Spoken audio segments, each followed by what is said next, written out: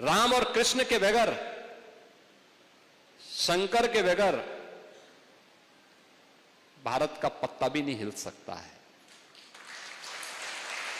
हमने इसे अपने जीवन पद्धति का हिस्सा माना है और इसीलिए हो सकता है कि डॉक्टर लोहिया की वर्तमान के चेले न मानते हो, लेकिन डॉक्टर लोहिया ने एक बात कही थी। एक बार उनसे पूछा गया था, भारत जब आजाद हुआ, आजाद भारत के अंदर डॉक्टर लोहिया प्रखर समाजवादी थे।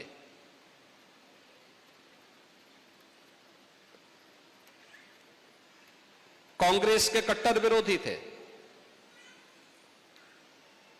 स्वतंत्रता संग्राम सेनानी भी थे।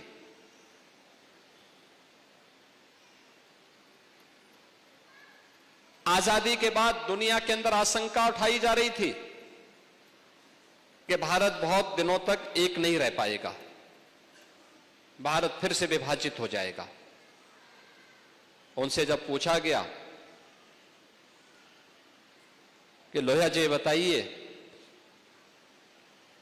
भारत कब तक एक रहेगा और क्या भारत एक रह पाएगा? उन्होंने कहा, यह प्रश्न भारत पे नहीं उठने चाहिए। लोगों ने कहा, दुनिया ये बोल रही है। उन्होंने कहा, दुनिया अभी भारत को समझ नहीं पाई है। जब तक भारत के अंदर राम, कृष्ण और भगवान शंकर की पूजा होती है, वो रहेगी, तब तक भारत का कोई बाल बांका नहीं कर पाएगा।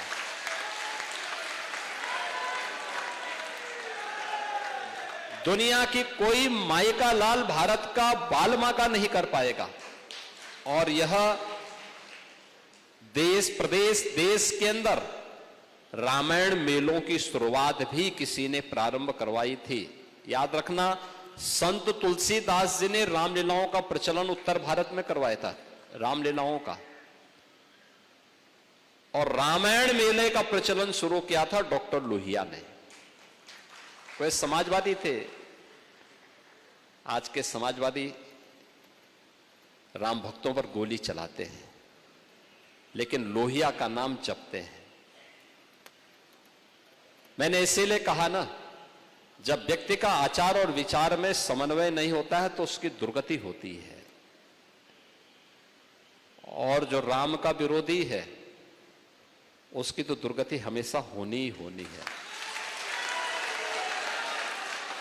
उसको सफलता नहीं मिल सकती है, उसको सद्गति भी नहीं मिल सकती है।